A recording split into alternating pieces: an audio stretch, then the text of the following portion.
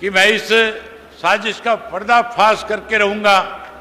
जिस किसी व्यक्ति ने इस साजिश को अंजाम दिया है उसे कड़ी सजा देने का काम करूंगा।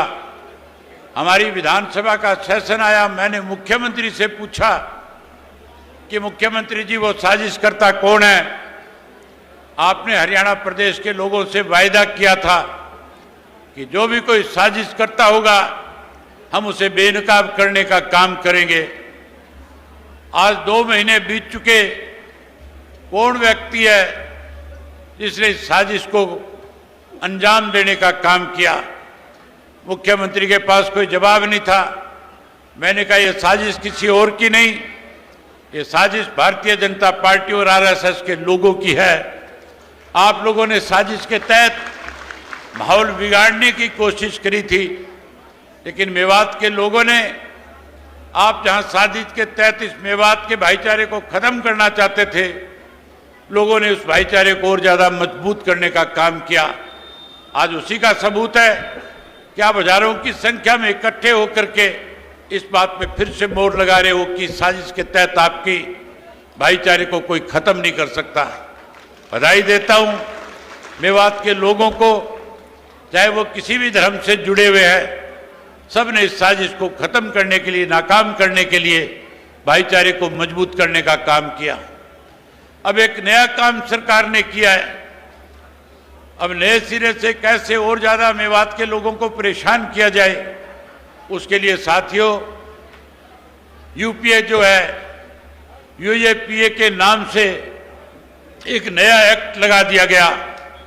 उस एक्ट के तहत अगर किसी को गिरफ्तार कर लिया जाता है तो फिर उसको जमानत मिलने में दिक्कत और कठिनाई आती है। मैंने कल ही विधानसभा में, परसों ही विधानसभा में मुख्यमंत्री से कहा था कि आप फिर मुस्लिम समुदाय को टारगेट कर रहे हो। आप कहीं ना कहीं हरियाणा प्रदेश में हिंदू और मुसलमान के नाम पे इस प्रदेश को बांटना चाहते हो। आप मुख्यमंत्री नहीं, आप केवल और केवल धर्म की राजनीति करने वाले लोग हो। मैंने कहा कि जो एक्ट आपने लगाया है, अगर मेवात के लोगों पे लगाओगे तो फिर मेवात के साथ साथ गुड़गांव के अंदर जिस तरह से उस दिन मस्जिद के अंदर घुस करके कुछ लोगों ने, जो आरएसएस के गुंडे थे, जो किराए और भाड़े पे लाए गए थे, जिन्होंने जाकर के एक इमाम की हत्या करने का काम किया था, मैंने कहा फिर उन लोगों के खिलाफ भी आपको यूएपीए लगानी चाहिए। लेकिन मेरी बात का जवाब नहीं दिया। हैरानी की बात है, कांग्रेस के 3 विधायक आपके यहां से चुन करके गए हुए हैं। मैंने जब तक इस बात का जिक्र नहीं किया था, मेरे से बोलने वाले जो भी कांग्रेस के लोग थे, किसी ने इस इशू को उठाने का काम नहीं किया। जब मुझे बोलने का मौका मिला, मैंने जब इस इशू को उठाया तो कांग्रेस के लोगों को मजबूर होकर के आपकी बात को उठाना विधानसभा में पड़ा। आप चिंता ना करें, चाहे ये कितना भी सख्त से सख्त कानून बना लें, चाहे कितनी भी बड़ी से बड़ी परेशानी आपके सामने खड़ी करे, इंडियन नेशनल लोकदल पार्टी का एक एक कार्यकर्ता आपके साथ हमेशा हमेशा के लिए खड़ा रहेगा। मैं ये कानून बनाने के बाद विधानसभा से जब वापस अपने पार्टी के दफ्तर में पहुंचा, मैंने अपने लीगल सेल के साथियों को पार्टी के दफ्तर में बुलाया और मैंने कहा कि कैसे इस कानून के तहत लोगों को परेशान ना किया जाए। हमें हाई कोर्ट में जाना चाहिए, हाई कोर्ट का दरवाजा खटखटाना चाहिए, न्याय की गुहार लगानी चाहिए।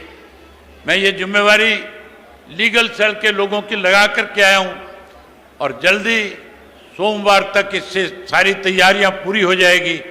हम मंगलवार और बुधवार के दिन में हाई कोर्ट में इस यूएपीए को चैलेंज करने का काम करेंगे। हमें उम्मीद है कि हमें हाई कोर्ट से न्याय मिलेगा। सरकार की जो नीयत जो है, सरकार की जो इस किस्म की सोच जो है, उसको खत्म करने का काम करेंगे। साथियों, मेरे से पहले इस बात का जिक्र आ रहा था कि मेवात बहुत पिछड़ा हुआ है। मैं आपसे एक ही बात कहना चाहूंगा, अगर आपने मेवात की 500 सीटें इंडियन नेशनल लोकदल पार्टी को जीत के देने का काम किया, आने वाले समय में इंडियन नेशनल लोकदल पार्टी की अगर आपने सरकार बनाई, तो सरकार बनने के बाद जहां पहले चौधरी ओम प्रकाश चौटाला ने सरकार आपके द्वार कार्यक्रम के तहत अनेक सुविधाएं आपको देने का काम किया था। हम जो 24 तारीख को आपके साथ वायदा करके निकले थे, जहां उन सब वायदों को पूरा करेंगे। वहीं मेवात के लिए अलग से चौधरी ओम प्रकाश चौटाला ने जिस बोर्ड का गठन किया था, मेवात का एक बोर्ड बनाया था, हम उस बोर्ड को फिर से सक्रिय करने का काम करेंगे। मेवात के लोगों की समस्याओं को प्रायोरिटी पे लेकर के उसको पूरा करने का काम करेंगे। आज मैंने नज़दीक से मेवात को देखा हुआ है, 100 से ज़्यादा गांव में गया हूं, जहां आपको पीने का स्वच्छ पानी देंगे। गांव-गांव के अंदर वाटर वर्क्स बना करके नहर का स्वच्छ जल देने का, पानी देने का काम करेंगे। वहीं गांव के स्कूलों में टीचर्स की कमी को पूरा करके गांव के बच्चों की पढ़ाई अच्छी हो सके, अच्छे स्कूल बना करके देने का काम करेंगे। जहां अच्छे स्कूल बनाएंगे, वहीं आपके हर हेडक्वार्टर के ऊपर कॉलेज बनाएंगे, वहीं एक और यूनिवर्सिटी बना करके देंगे, जिसके लिए आपको कहीं बार पढ़ाई करने के लिए जाना ना पड़े। जो आपका मेडिकल कॉलेज है, जो आज अधूरा है, आपको चिंता करने की जरूरत नहीं। आप इंडियन नेशनल लोकदल पार्टी को सत्ता में लेकर के आओ। हर डिस्ट्रिक्ट हर आपके तहसील के हेडक्वार्टर के ऊपर जहां 200-200 बेड के हॉस्पिटल बनाएंगे, वहीं मेडिकल कॉलेज को भी एक बहुत बड़ा मेडिकल एम्स के रूप में बनाने का काम करेंगे।